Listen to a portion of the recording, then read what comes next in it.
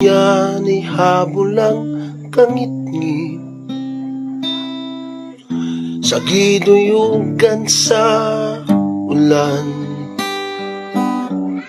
Sa akalit lang nahanaw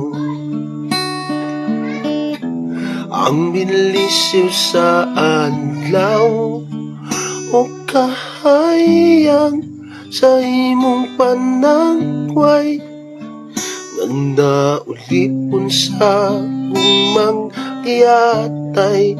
Hinday paminawa kabus kong gugma nga kanimo akong ikasa. Dili ko man mahatang ang tanang bahandi ning kalibutan. Apan inday umaintaw